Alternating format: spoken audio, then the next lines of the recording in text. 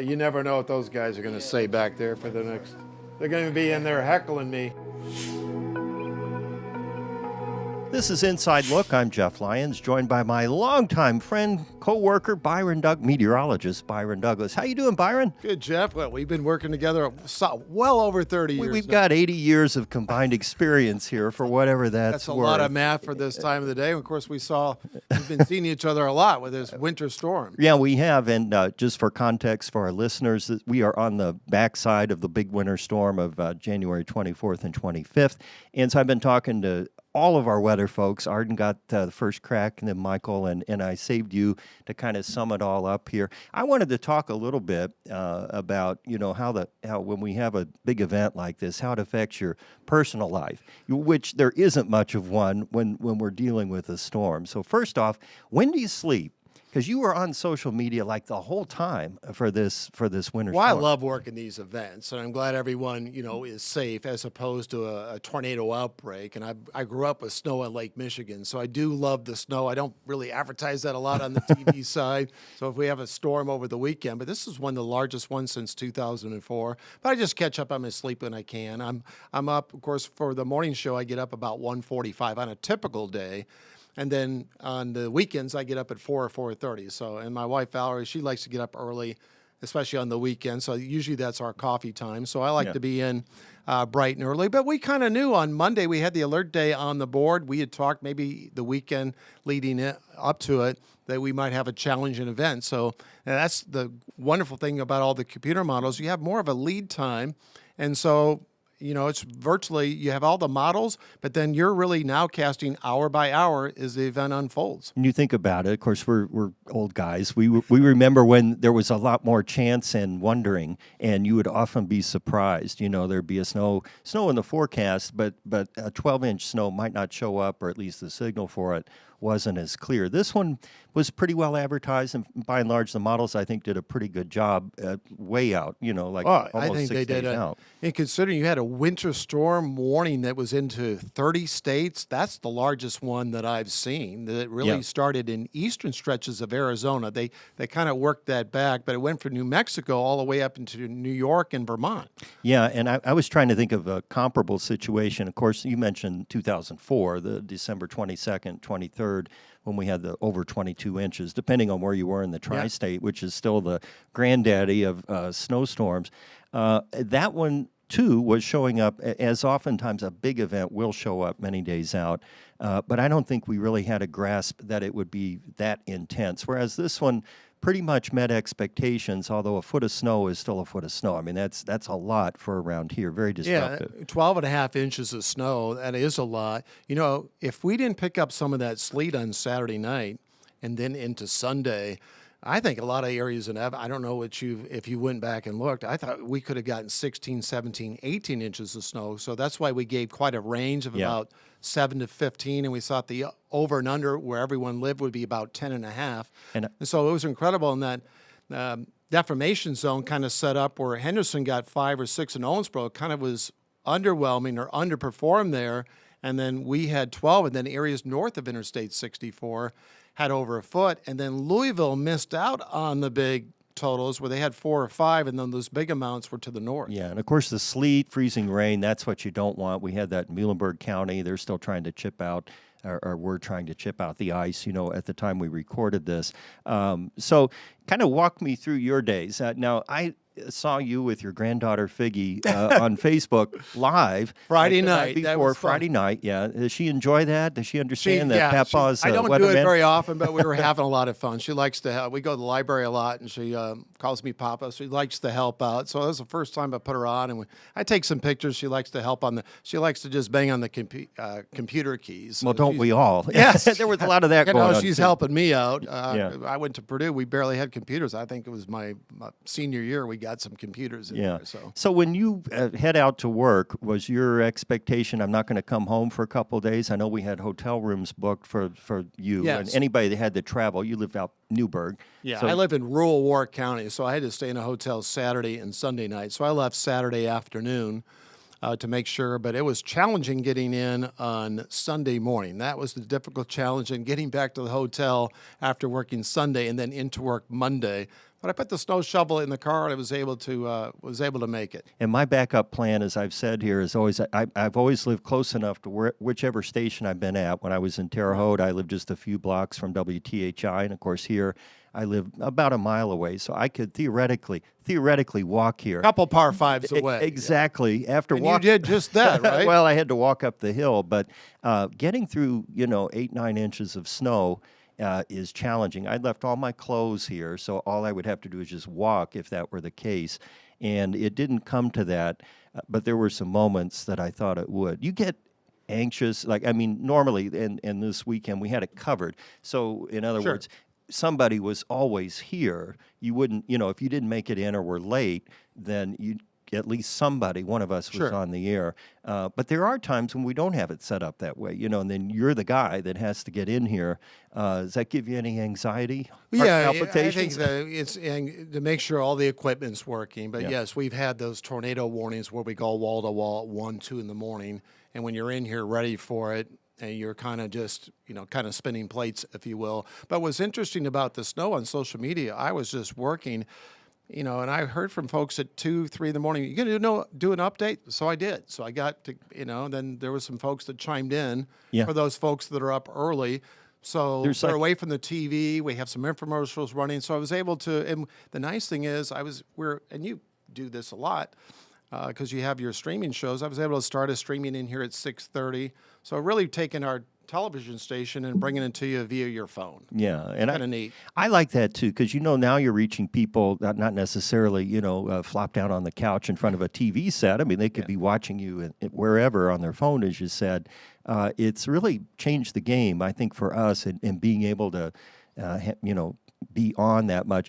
And there seems, at least during a big event, it's like there's an insatiable appetite. No matter how much we put on, people want more.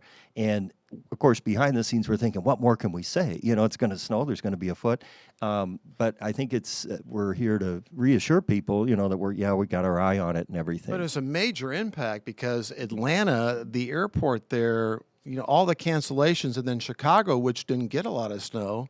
And Arden was telling me a story that they had a friend that was stuck in Miami that had to drive back to the area because they couldn't catch a flight. And then on the other side of it, there was an EF2 tornado down in south central Alabama. So it was such a dynamic system. And then the ice component, even though they had lesser snow totals, was down in Nashville, Memphis, Bowling Green, even catching, as you mentioned, Muhlenberg County had an ice storm warning. Yeah. What kind of feedback do you get? I mean, of the four of us here in the weather team, by far, you are on the most on, live on Facebook. I mean, you turn the phone on as soon as you walk in when we have things going on. What's the I mean, I read the comments too. People love that stuff. Well, people were really nice. I think we tried to explain the Arctic air was going to put up a fight. So when people went to bed Saturday night, this is going to bust. You guys are, only going to get our typical 1 to 2. Right. And so it churned very slowly. And then those amounts picked up late where a lot of the snow was generally on the hours of Sunday. We had, before midnight, which we set a record, we had about 4.5, but a lot of folks, it was a little under, it was underperforming just a bit.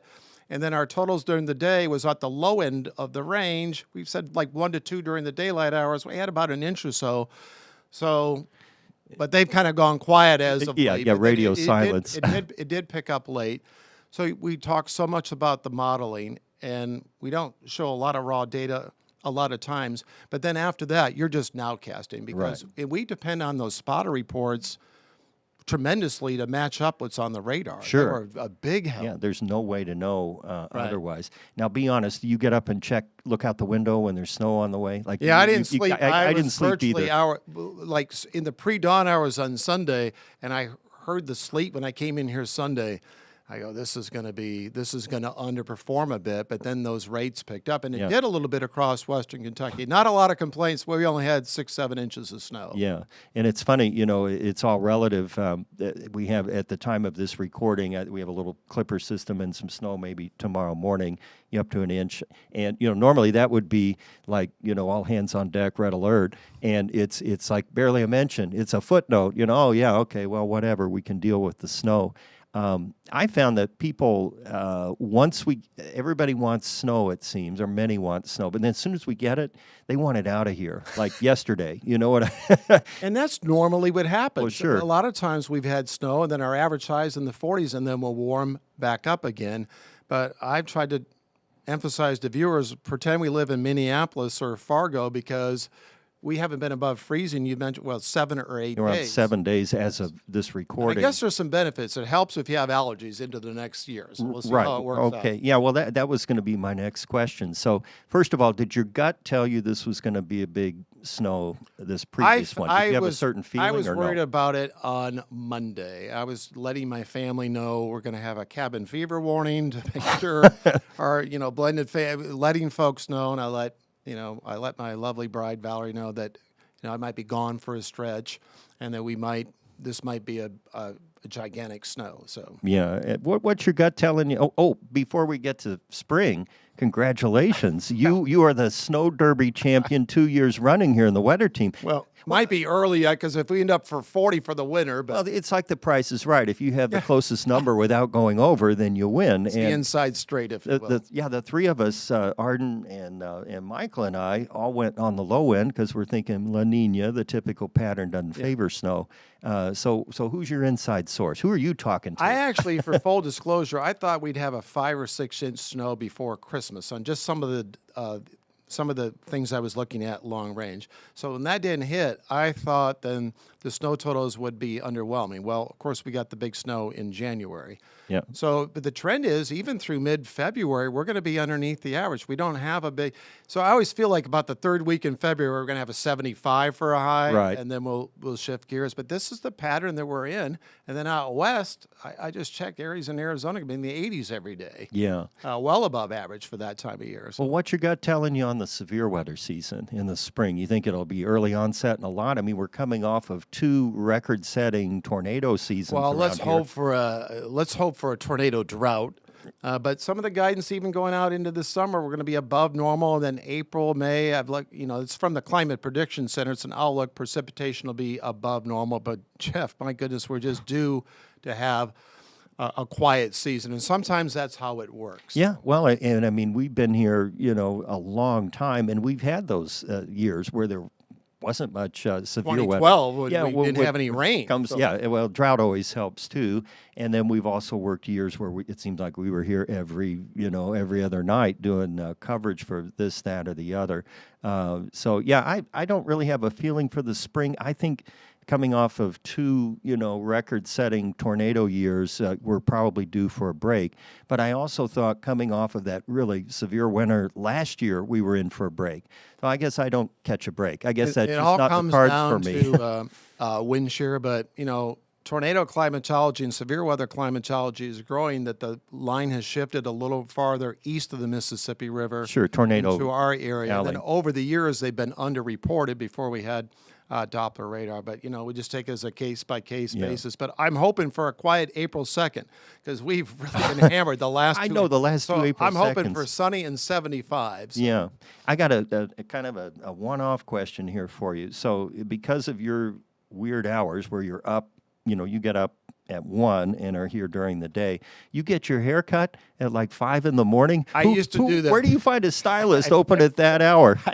I have a lady that cuts my hair. I'm switching now to afternoons. Oh, wow. My lovely, we go out Fridays. You're not getting your hair cut tomorrow.